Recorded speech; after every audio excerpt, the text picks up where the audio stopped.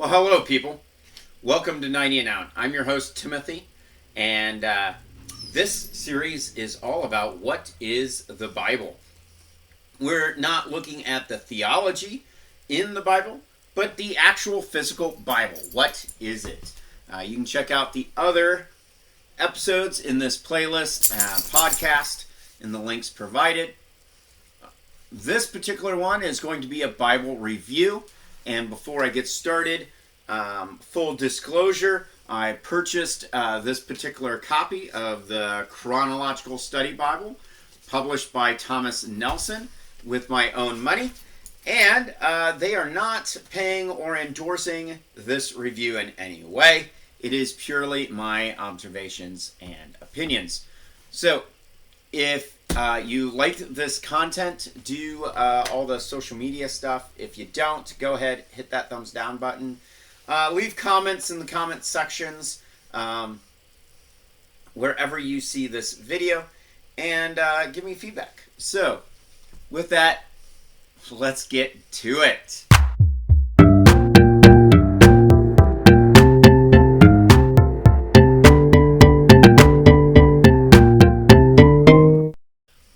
Alright, so if you watch the intro, you know I'm doing a review on this Bible right here.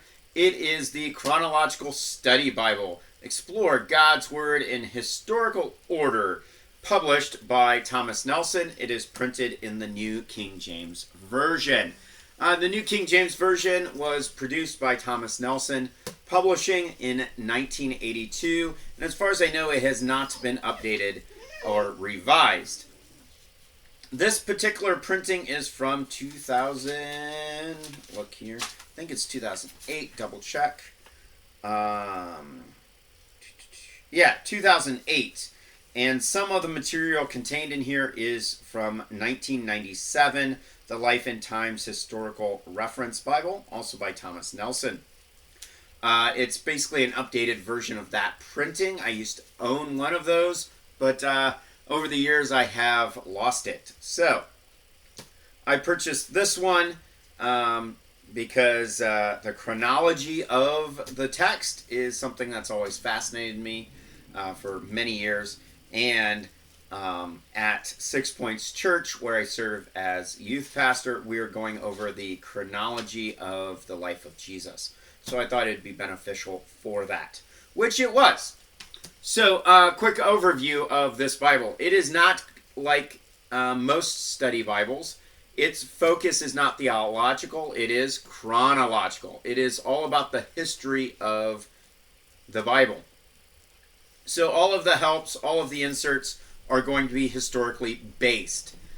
Now, with that being said, some books, some chapters are cut and pasted in different sections based on historical significance, both when they were written and the life and times that they are discussing.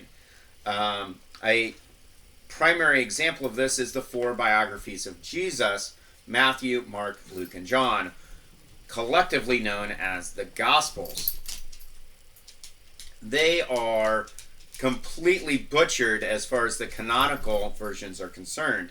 Like this particular section here, we have Luke, we have Matthew, I think Mark might be on here. No, Mark's not on here. But a lot of times you'll get on the same page two or even all four of those biographies. That's nice when you're synchronizing them together, but if you're looking for theological emphasis, it's not real good. So if you want to get the most out of this particular study Bible, you need to come at it with that understanding of its structure. And to do that, right at the very beginning is the features, contributors, introduction, reading theological history, rearranging the Bible's canonical order, and description of the New King James Version. So I highly recommend it. I would say if you're going to get one of these, before you do anything with it, read that beginning. So as a side note, this is a beautifully printed Bible. It is gorgeous, all right?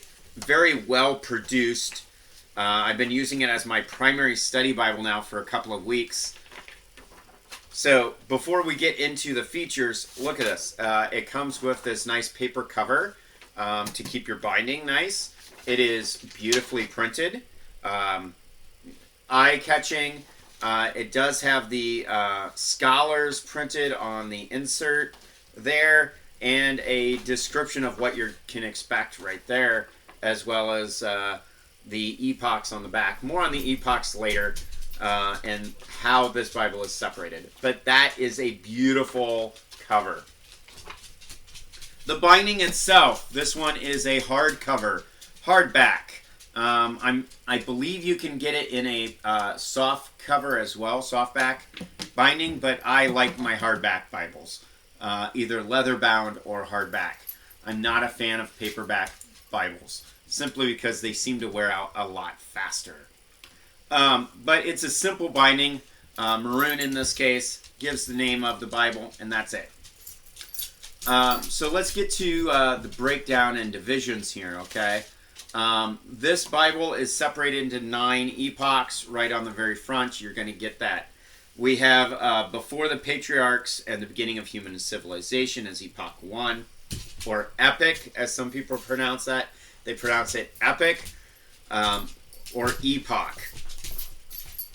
The next one is going to be your patriarchs, Israel's ancestors, and the changing of empires, specifically Egypt in the Middle Bronze Age. Epoch 3 is going to be the rise of the unified people, Egypt and the Exodus, and then the conquest of Canaan. Epoch 4 is going to be the tribes become a nation, the tribal confederation in Israel, and the united monarchy. Epoch 5 is going to be your fall of the two nations, divided monarchy, the Neo-Assyrian and the Neo-Babylonian empires. Excuse me. Epoch 6 is going to be your exile and return, including exile in Babylon, wisdom in the ancient Near East, and then the Persian Empire. Epoch 7 is going to be between the two testaments, the Greek Empire and the rise of the Roman Empire. Epoch 8 is going to be the coming Messiah, introductions to Jesus, the early life of John the Baptist and Jesus, the beginning of Jesus' ministry, the Galilean ministry, the Galilee to Jerusalem, the final journey, the final ministry in Judea, and Jesus' final week in Jerusalem before the crucifixion. Epoch 9 is everything after that. So you have the church age, the gospel to the Jews, the gospel to the Gentiles, the gospel to the Gentile world, the gospel from Jerusalem to Rome, and the apocalyptic writings and end times. And then there's some cultural and historical topics and glossary, concordance, that stuff in the back. All right? So let's break this down and do some due diligence here on a proper review. So first thing is, this is a study Bible. It is not for casual reading, okay? If you're going to pick up a Bible for casual reading, pick up an NLT, pick up a New King James. You don't need a study Bible for casual reading. I do recommend having a casual reading Bible, but not necessarily, if you're going to do that, this is not going to be it. And that's mainly because of how it's structured. It is structured in a chronological order. And the canon of Scripture, the 66 books, are not in chronological order. They're in theological order. They have very specific breakdowns. This one, that's not going to be what you're looking for. If you're going to use this as a study Bible, use it as a supplemental, okay? So let's get to the positives. The positives of this is it's beautifully written and printed. Every page is gorgeous. Easy to read. This beginning, reading theological history, rearranging the canonical order, the contributors, must reads. Okay, if you're going to use the Chronological Study Bible in your study, read the beginning first before you even get into the canonical text. All right? Read what I would recommend that for any study Bible, but especially this one because it is so different than any other study Bible I've ever used. Because overwhelming majority of study Bibles are theologically oriented or ecclesiastically oriented. They are not chronologically oriented. Okay? So let's get to these epochs because I really like the breakdowns of the 9 different epochs or epics and how they're broke down, as I've already covered. So let's go to the contributors. So some of these should stand out. There are several. There's 1, 2, 3, 4, 5, 6, 7, 8, 9, 10, 11, 12, 13 scholars who have contributed to this collection. This is not the scholars that translate and the translators of the New King James Version of the Bible. This is just the contributors for putting it in chronological order and all of the helps and inserts in this printing. If you want more on the New King James Version itself, Thomas Nelson has a huge resource on how that translation came about.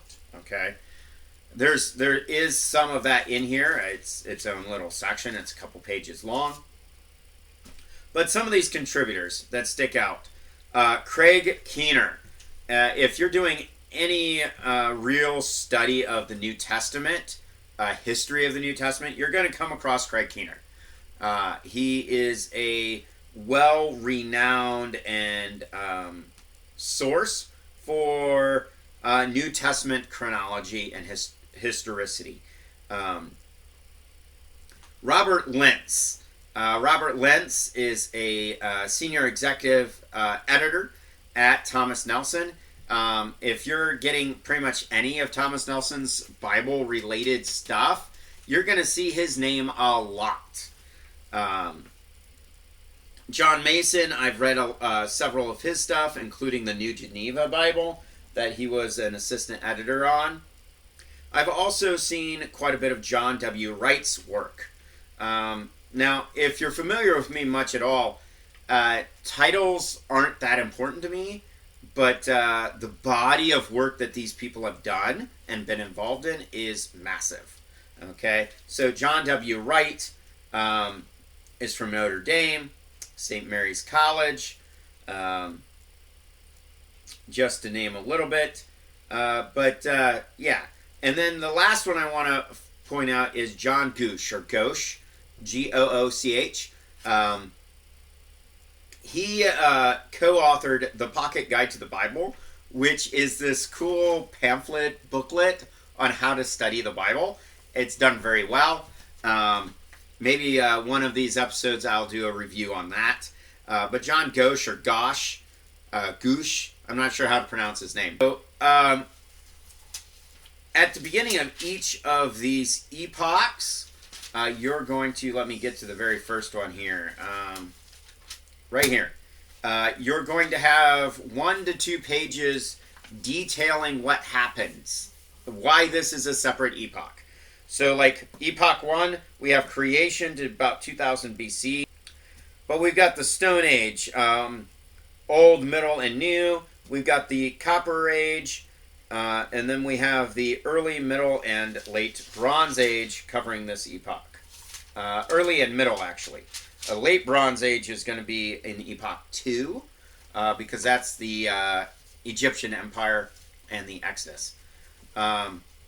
So, different inserts. We got marriage and family, cultural inserts, these little time capsules. I don't know how well you can see it in the video, but they're little timelines about what's going on in the world at large during this section. So on this page, which is 133, we have the massive volcanic eruption on Thera in the Aegean Sea. We have Thutmose III defeats the coalition of Canaanite cities and Megiddo. We have the city of Shechem rebuilt after a century of ruins. We have early Egyptian shadow clocks. Thutmose III offers 27,000 pounds of gold to Ammon at Thebes, and Thutmose III campaigns on the Euphrates River taking place. By the way, if you're wondering what else is being covered on page 133, it's Leviticus. Leviticus 17 and 16 through 18, which covers sexual moral laws, as well as sanctity of blood and how that works. Okay. If you're wondering, like scholarly, like early Exodus, late Exodus, you're not going to get a definitive answer from this printing, and I like it because on stuff like that, it gives you both with a massive timeline across the page. Okay, something I really like. As far as the printing is concerned, whether it's an early Exodus or a late Exodus doesn't matter in where the text is going to be located, because Exodus takes place after Genesis. Whether it's early or late doesn't matter. So they're going to give you both. So whenever possible, they're going to give you the theories, multiple theories on when something took place. And I like the early and late Exodus side by side. Okay? We have the early Exodus here, and then the late Exodus as well. All right? And what differences there are. Other things that I like in here is like the cycle of Judges. All of these inserts are great. Every single one of them. This one is on page 266. We have the cycle of Judges. Clearly, this is the beginning of Judges. It's Judges 5 and 6 on this particular page, which is covering the Midianite suppression and Gideon. Many people considered the stars to rule human affairs, either directly or as signs of divine powers. When the stars had turned against Sisera, it meant that God ruled over all of other powers. However, they may be conceived. It seems also that God stirred up the Kishon River against Sisera's chariots. So it's referring to what happens in Judges at that time and how culturally it was relevant. If you hear a baby in the background, that is my 2-month-old son. Okay? So give me a minute. Let me see what's going on with him.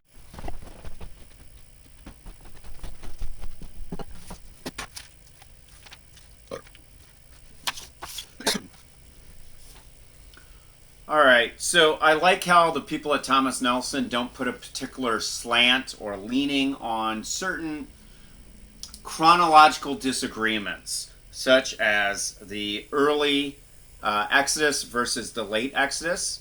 Instead, they put them side by side whenever possible. Now, granted, there is no way for them to put every historical disagreement or view or position in here, but they do a good job at not giving away their own interpretation, so to speak, and adding quite a bit of value in it. Like another place where this is located, what I'm showing here is you have on page 88 and 89 the early and late Exodus timeline and how they differ. Okay. The other part is some texts are timeless, such as Job, for example. There are people who think Job takes place during the same time period as the patriarchs, Abraham, Isaac, Jacob.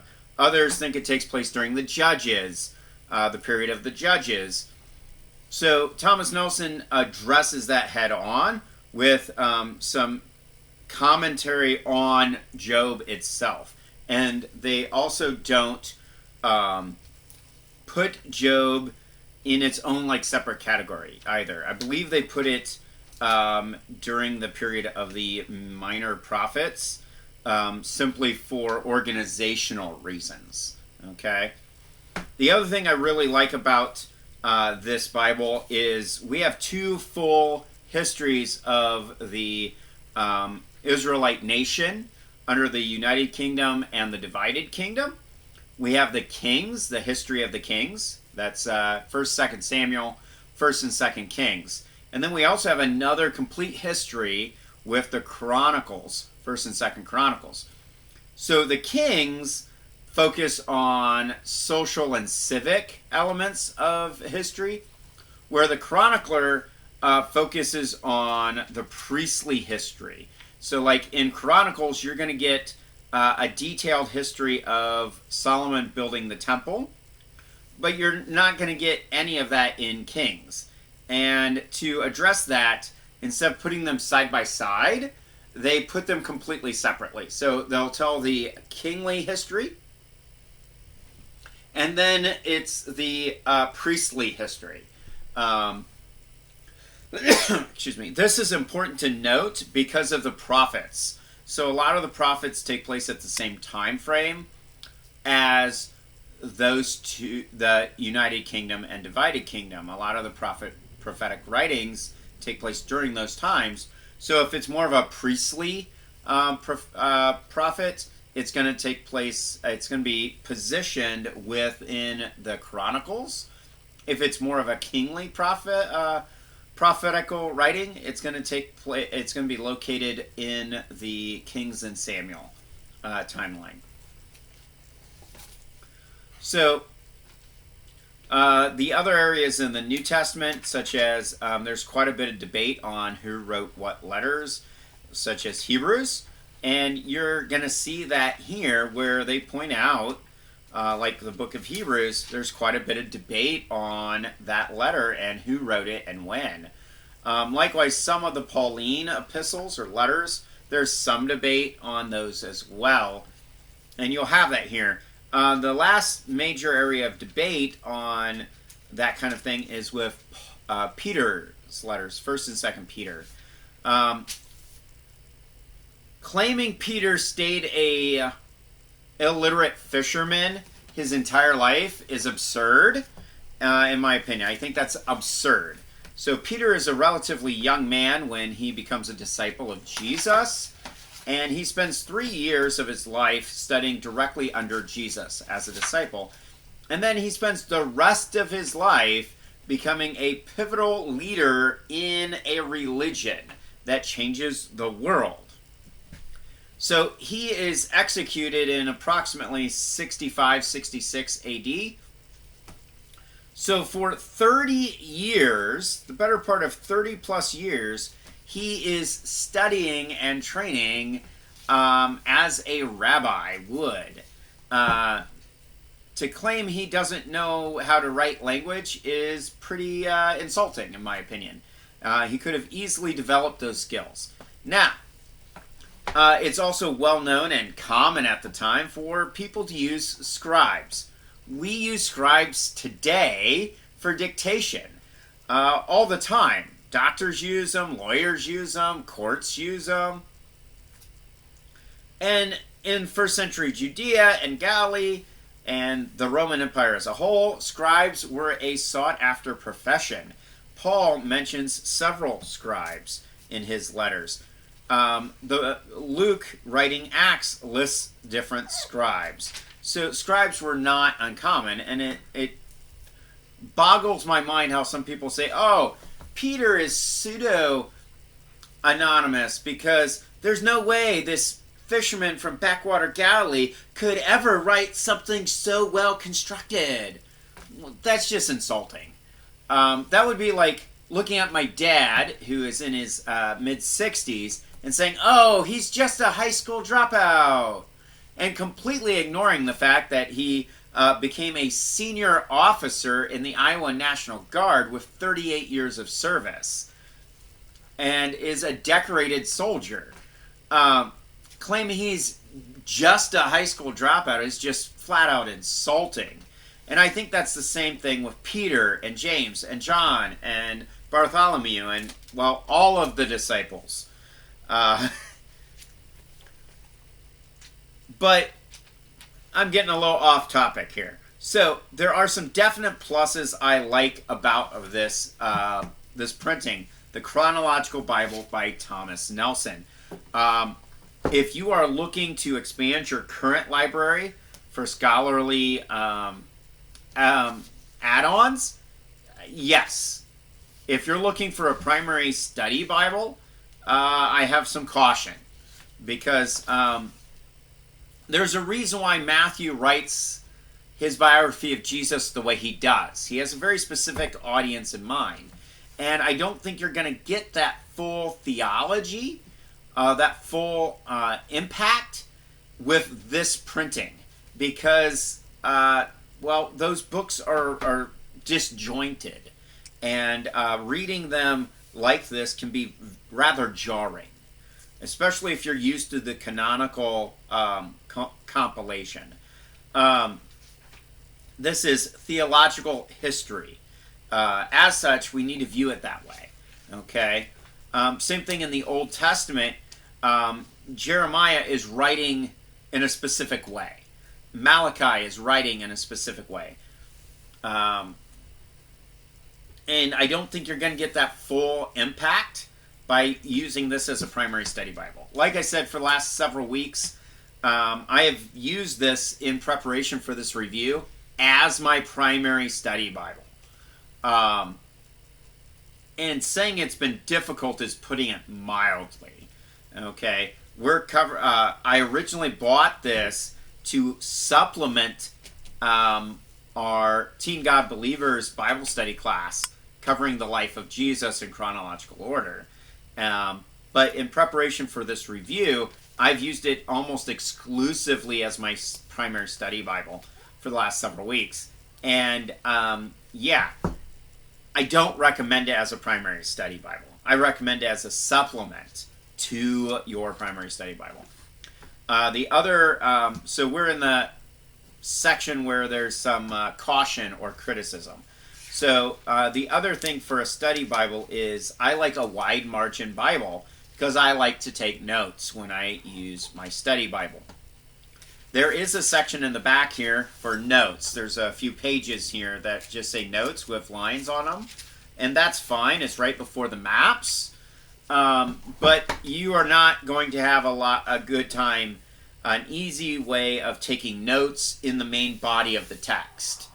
You're going to need to have some type of shorthand, and I do mean shorthand, because there is almost no space for notes in this thing at all, like anywhere in the body.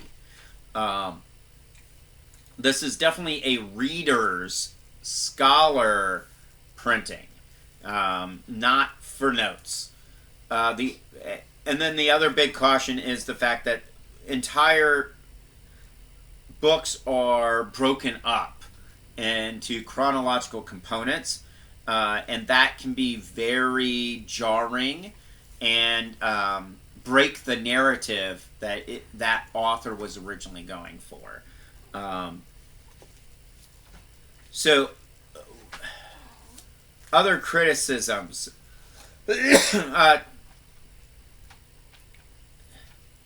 In the back of it, there is a concordance. It's a basic concordance, not a big deal. But there's this section called Index of Scripture Passages in the very back. This is going to have every verse in every book of the New King James Version listed and what page number you can find it on. And it is in the canonical order. So you have Genesis, Exodus, Leviticus, Numbers, Deuteronomy, Joshua, Judges, etc. Okay? That is nice and helpful as a supplement. But it's still going to be relatively difficult to find specific verses and passages. You're not going to pick this up like you would any other Bible and just open to Psalms or open to Matthew. I tried using this during Sunday morning service to follow along with our main speaker, our pastor, while he was giving his sermon, and I could not reasonably use it in that way, like I could literally any other canonical Bible, because of the broken upness of it. So that's the biggest criticism I have, or caution, is this is definitely a supplemental study Bible, not a primary study Bible. So conclusion. Ooh. So I need to rate it and give final thoughts. So here's final thoughts, and then I'll rate it. All right. So final thoughts on it is, I would recommend picking up one of these, getting one from Thomas Nelson. I think they did a very good job putting it together. The scholars involved are high reputation scholars. All of the add-ons in here are very nice. Like, excuse me, there's entire sections, like this particular one is talking about the Queen of Sheba and Solomon and who that would have been. On the very opposite page of it, it's talking about the chariots and the chariot cities that Solomon set up. If you are wanting the historicity of the Bible, pick this thing up. Pick it up. It's a great resource for that. If you're looking for a primary study Bible, this isn't it. Okay? This is going to be supplemental to that because it's such a niche Bible. I'm not sure how much they're going for. I forgot actually how much I paid for it. I like the New King James Version. I'm going to be doing some videos on versions themselves and different translations themselves, as well as printings. But I'm a fan of the New King James Version. Have been for quite some time. Like I said, it was originally published in 1982.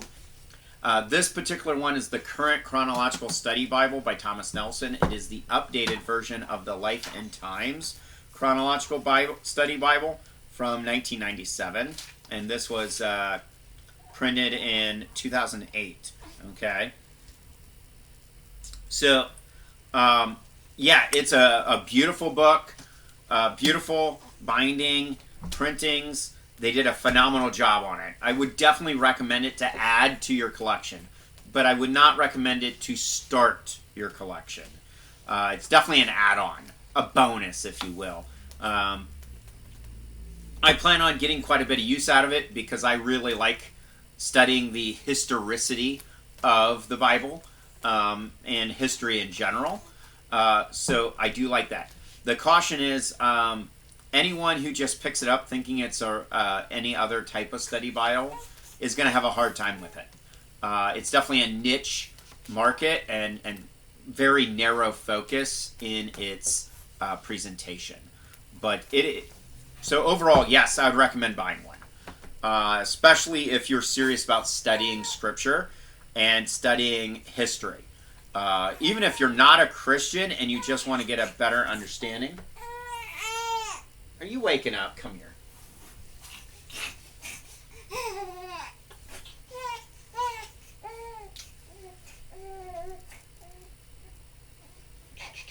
Can I finish the video?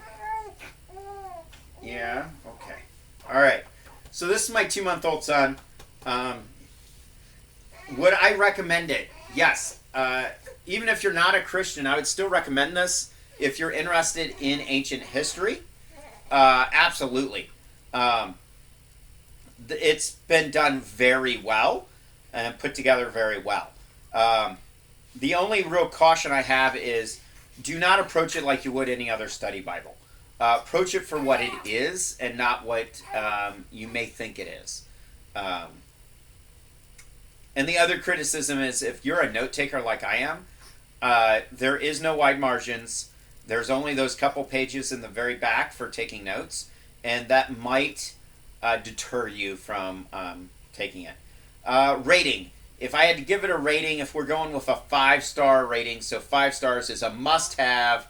Any Christian should have this in their collection. And 0 stars is avoid it like the plague. I'm going to say this is probably a 3.5 star. I do recommend buying one, but for that specific purpose, with that caveat, with that asterisk. Excuse me, with that asterisk, with that caveat, that you're buying it as a supplemental, and you're buying it knowing what you're getting into with Chronological Study Bible. So, with that, let's conclude the recommendation review. If you want to know more about this particular printing with Thomas Nelson, let me know. If you find any value whatsoever in this type of content, like, share, subscribe, all the social media stuff, all right? And if you like babies, feel free and comment about this, because this guy is great.